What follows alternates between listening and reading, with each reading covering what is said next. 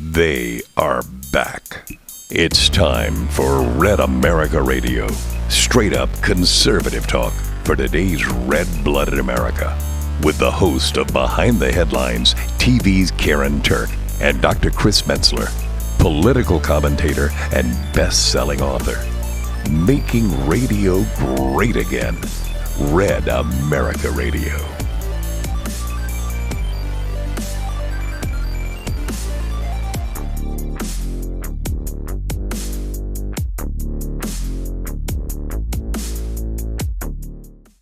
Divided We Stand. The Search for America's Soul is the most important book of our time.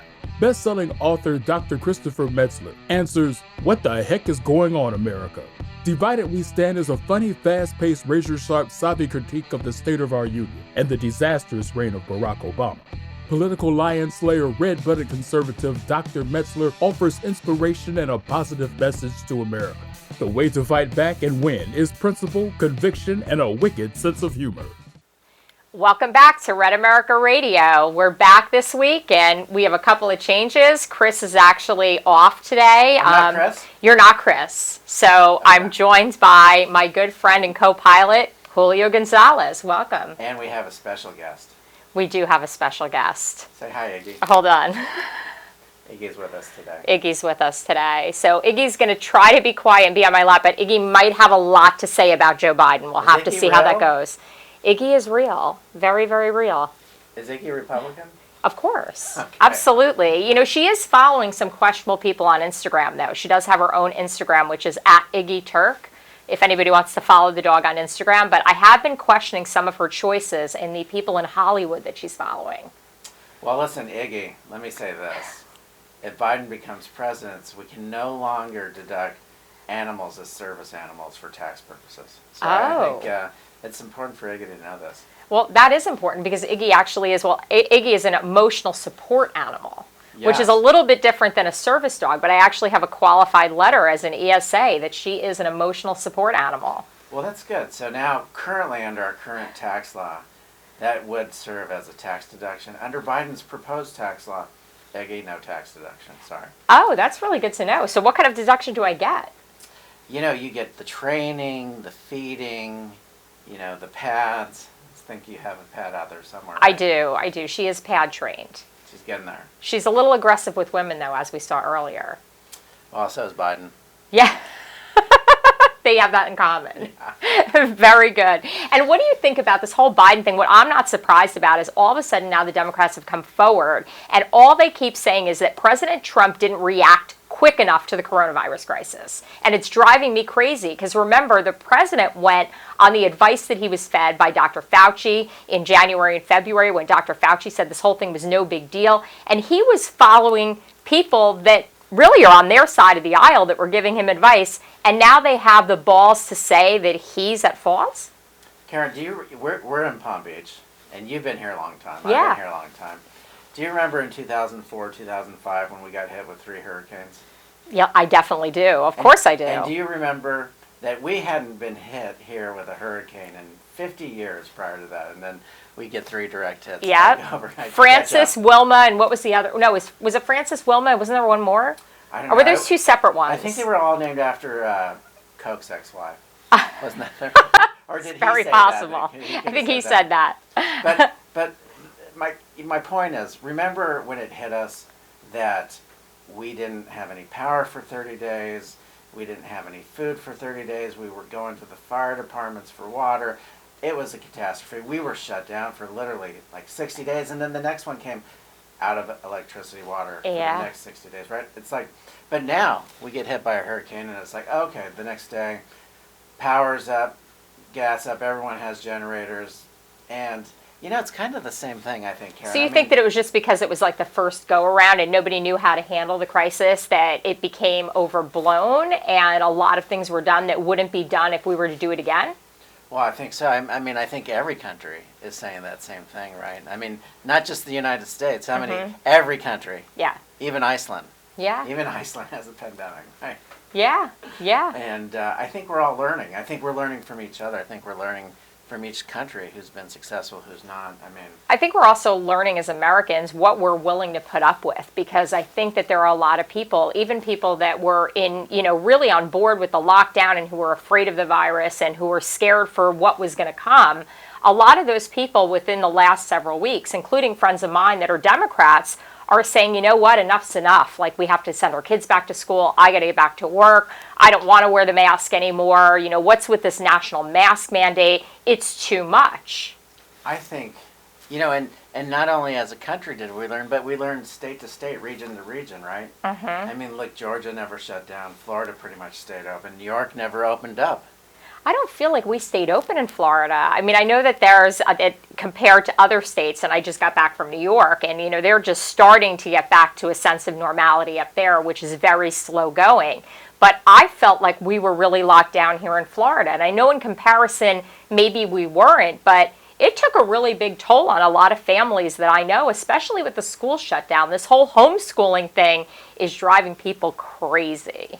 Yeah, I think we've all probably learned, like we did in those 2004, 2005 years, right, that we just have to be better prepared. And now we know that you can open up, stay open, be open safely, and the numbers don't go up. And we didn't have the deaths, right, because we were doing things better as a community here. I like your optimism on this. I don't know if I entirely agree, because I feel like a lot of it was really overblown, and I feel that they used it for political posturing the same way that the Democrats are now coming out and saying, oh, the president didn't react fast enough and it was his fault, and they're using that to push a position for Biden. And I think that anybody who is considering voting on that side of the aisle, not that they're actually watching this show, but if they are, I think they have to take a really good hard look at the fact that a lot of the same people said it isn't for political gain, it isn't part of the political narrative.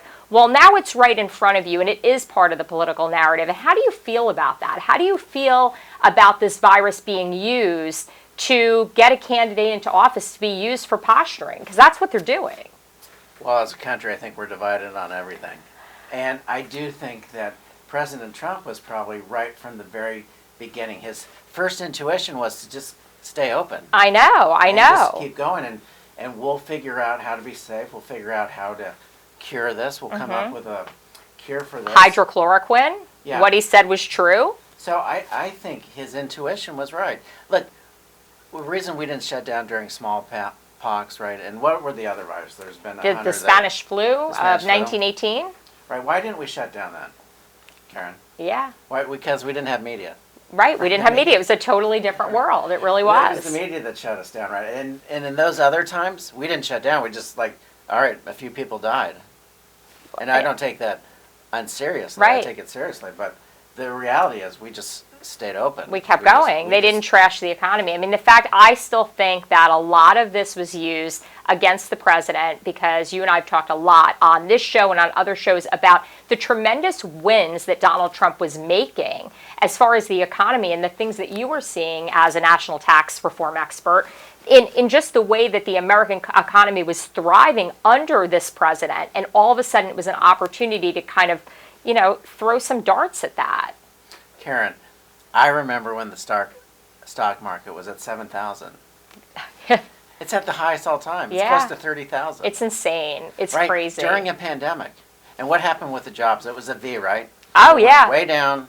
It's come way up already. We're almost to the point where we were coming out of the pandemic with states being closed. The only reason we don't have full employment is because New York, Illinois, California, right? They won't open up. I was in New York, and again, I'm gonna be on the side of positive that it's starting to open up and people are starting to go back to work. But I really was very disappointed that it kind of looks like a third world country now.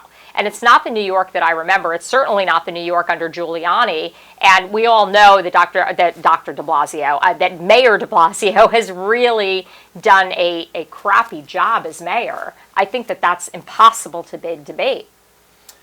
And why do the people there allow it? I don't know. I don't know. Maybe they're self-hating. I'm not really sure. Self-hating New Yorkers?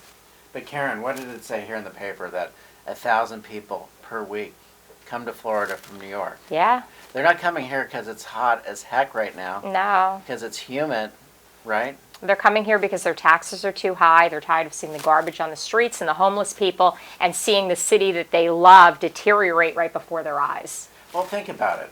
I mean, New York postured different than Florida, right? And they stayed closed. They didn't collect taxes. Their tax gap got bigger. So what did they have to do? Raise more taxes. Now they want to create a wealth tax. They want to increase the property taxes. Meanwhile, everyone's closed and can't make money, Karen. Yeah. Here, it's like, okay, well, we closed for a little bit.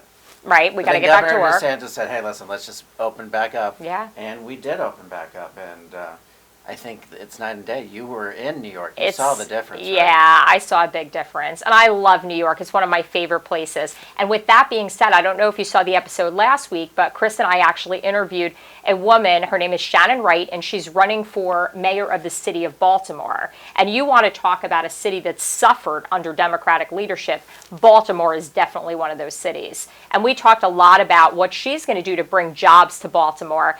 And on that, I'm going to take a quick commercial break, and I'm going to play her commercial for you. Wonderful. Look forward to it. Thank you, President Trump, for shining a spotlight on Baltimore. You said Baltimore was rat-infested. You said Baltimore was dirty. You said our schools were broken and our crime, well, was off the chart. And, well, Baltimore, we've got a lot of work to do. Blight, crime, schools, trash. Corruption leading to investigation after investigation of failed leaders. Yeah, I said it. And what? Better schools, smaller classrooms, safer streets, and to coin a phrase, jobs, jobs, jobs. And Baltimore, together, we can do it. We can be faster, better, and stronger than we ever were before. Together, we can turn a new direction and make sure the best days for Baltimore are yet ahead. My name is Shannon Wright, and I absolutely approve this message.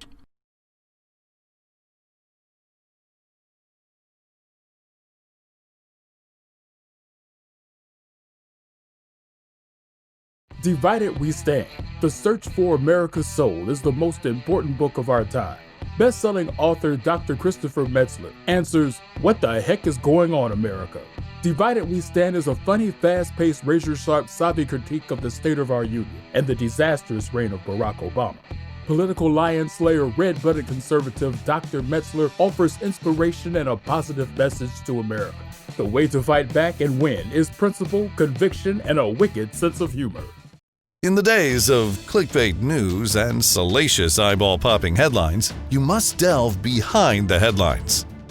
Things can get so murky on the internet that it's hard to see. Behind the Headlines TV on YouTube delves deep to fully expose the real truth. Each episode, Karen Turk wades through the swampy news in thigh-high boots, breaking facts down into bite-sized pieces. Subscribe to Behind the Headlines TV to see her dominate YouTube with real facts behind today's biggest stories. Red America Radio continues right now.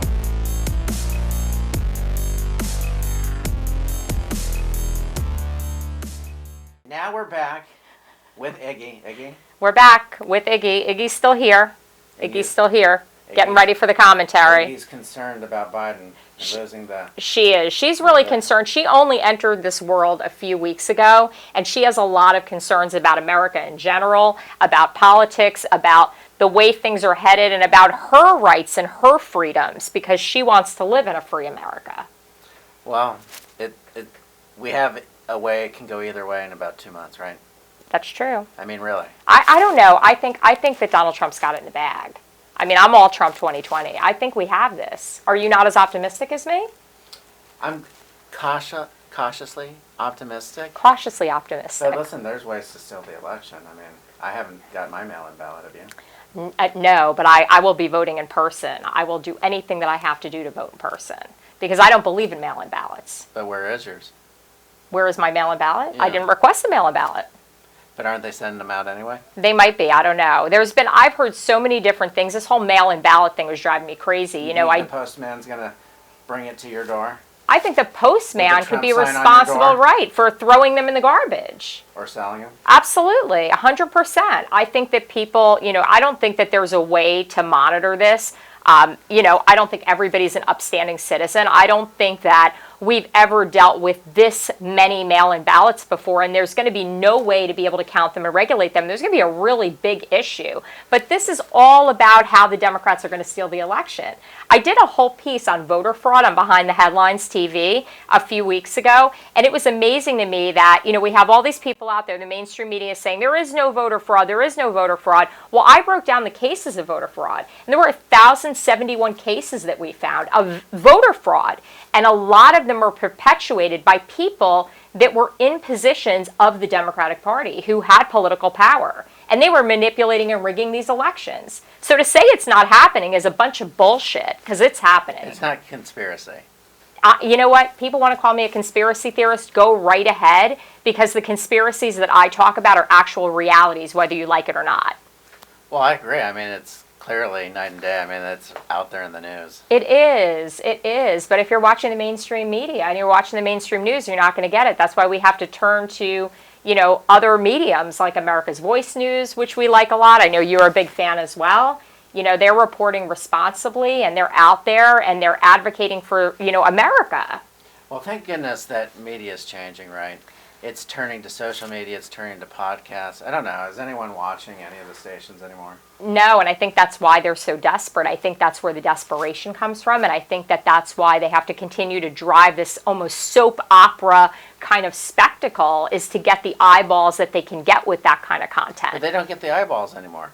I think they get some eyeballs. I do. I think they get the people that are not going to switch to social media and that are not going to go to traditional media. You talk about a lot of the older people, for example, in South Florida, who are still tuned in to the mainstream media and the mainstream television stations because that's all they know. And they're thinking it's Walter Cronkite. I'm getting tongue-tied today. And it's not anymore. Or Walter. Walter. I miss Walter too. He did. Well, let me ask you, Karen. Do the Republicans have the right message? Are they doing the right marketing? I think we could be doing a better job at capturing younger voters, and we could do a better job of staying united as Republicans. The one thing that I've seen is, a lot of conservative Republicans taking shots at other Republicans or not supporting Republicans when something happens to them in the press. And it's something that's really made me crazy for the last few years, because I think it's a detriment to our party. And I'm someone who wants to support other people that have like-minded views of mine. And you look at some things that have happened recently here in South Florida, and some Republicans that have found themselves, tied up in the press over whatever the issue is. And what I see is the people that are connected to them all of a sudden kind of drop them and move away, instead of saying, no, I'm going to stand beside this person. I believe in them. I believe in their message. And, staying united in a time of crisis. So, Karen, if you're the marketing director for the Democrats, what is that message? What's the message of the Democrats right now? Their message is it's all Hollywood all the time. It's all a spectacle. It's all a soap opera. And there's really not much reality in it. They've got a guy up there who's basically reading from a script, who can't speak for himself, that half the time doesn't even know what the issues are. It's a play. It's an actor. So, this election is not about Biden then. It's really, this election is, do you like Trump or not? This is what the election's about. It is. It could be a paper bag against Trump, right? Absolutely. Right? You could have a paper bag, and you could have Trump, and it's going to be a close election. Yeah. Right? Because you have the paper bag, right? Yeah. And so it comes down to, do you like Trump or not?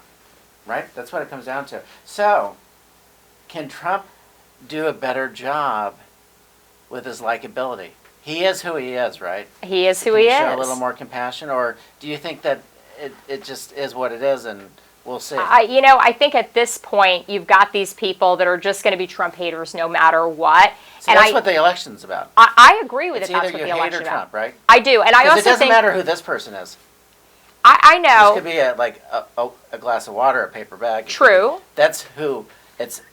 Are you running against Trump because you like him or you don't like him? You're right, and on the surface level, I entirely agree with you, but I also think that there's a globalist, socialist agenda behind all of that. Whether it's a paper bag or Biden. Right, exactly. Right. Listen, it doesn't matter. It's not about Biden. And you're entirely right about that. And Kamala Harris, I think, and I've said this before too, that she should be upset as a woman, as a black woman, that she's being positioned strictly because she's a black woman. That's racist in itself. Nobody's talking about her accomplishments. Does she know who freed the slaves? I don't think she knows anything. Okay, I think she knows a couple things, but I won't get into what she knows because what she knows, is not something we talk about on the show. But I think Abraham Lincoln, one of our best Republican presidents, did that, right? He did. And when I was a kid, I really wasn't. The Democrats would have never freed the slaves. No, of course not. But people don't, the facts don't matter. Facts don't matter. But the facts are the facts. The facts are the facts. So, it is about whether you like Trump or not. It is. We totally agree on that. And yes, this is an election about whether or not you like Trump. And it comes down to a few states, right? It does. Because New York doesn't like Trump. They don't like Trump. California doesn't like Trump. They don't like Trump. They like paying taxes. They do. They don't like having law support, right? Yeah. They don't like police. Nope. They don't. They don't like law and order. I mean, that's another thing too. Like is I think. cities. Yeah, I mean, and All right, looking so Karen, at. all right, so maybe we feel a lot differently, right? Than they do. Maybe. Why? Why are we so different? Because we're logical. Okay, but why do they like high taxes? If you live in New York, I don't think anybody likes high taxes. They love them. I don't think that they vote like for them. They like free stuff. They like free stuff. So they like the free.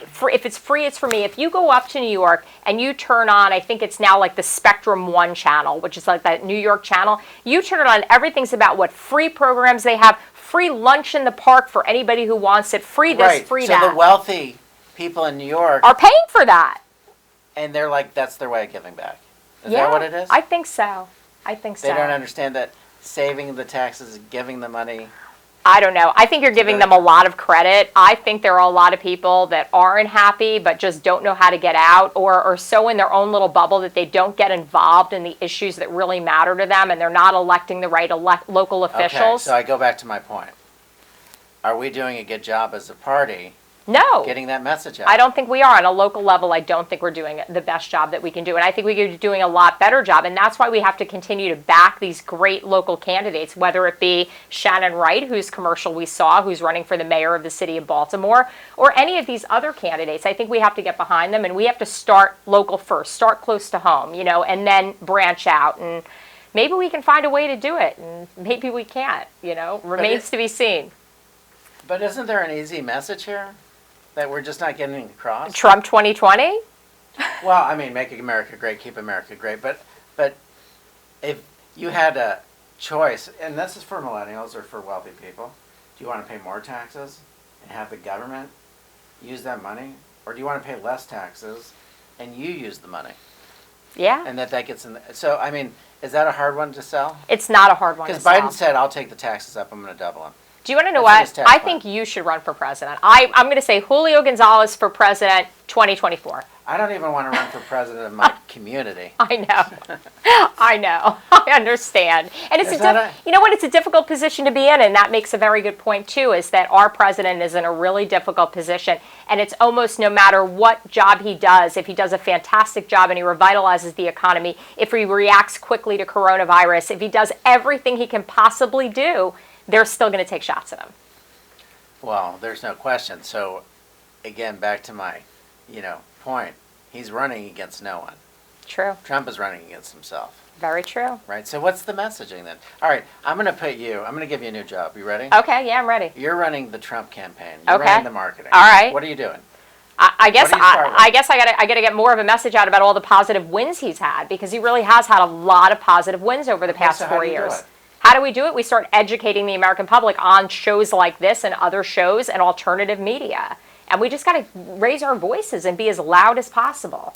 All right, so I'm going to give you a budget. I mean, where are you going to go spend the money? Is it on Facebook? Where is it at? Is it on Instagram? I actually think it's social media. I think you make a very good point with that as well, because I think we're all tuned into social media. So maybe that's where more money needs to be spent.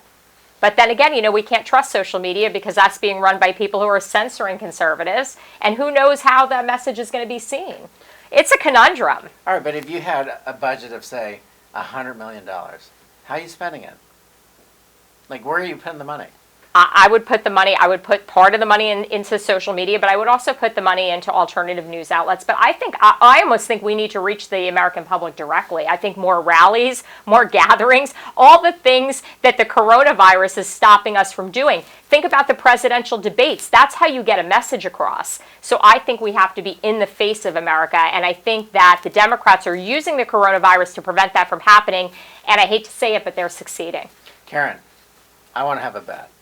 Okay, let's do it. I love a bet. We won't bet Iggy. No, we can't bet Iggy. Iggy's you get to sleeping. keep Iggy, but we'll bet something. So, look, will we have a debate? I don't think we're going to have a debate. So you're saying no? I'm saying no, and I've been saying that for a while. I think that something's going to happen, and they're going to prevent that because they don't want Joe Biden to speak. Well, I would have taken no, but since it's a bet, I got to take yes. There we go. So you take yes. We'll follow up on a future show. It's been great having you. I'm really glad you were able to co-host in Chris's absence. What I didn't tell you is his grandmother is ill. So we need to give her a shout out. She's 94 years old. She drinks from a flask. She's basically the most amazing woman that I've ever heard about. So I want to give her a shout out. We're sending her thoughts and prayers and hoping she gets better quick. Well, that's awesome. Yeah, she's awesome. She's awesome. We miss you, Chris. Until next time, thanks for watching Red America Radio. Oh my God, are we done? I think we're done. All right. You have been listening to Red America Radio. Straight up conservative talk for today's red-blooded America.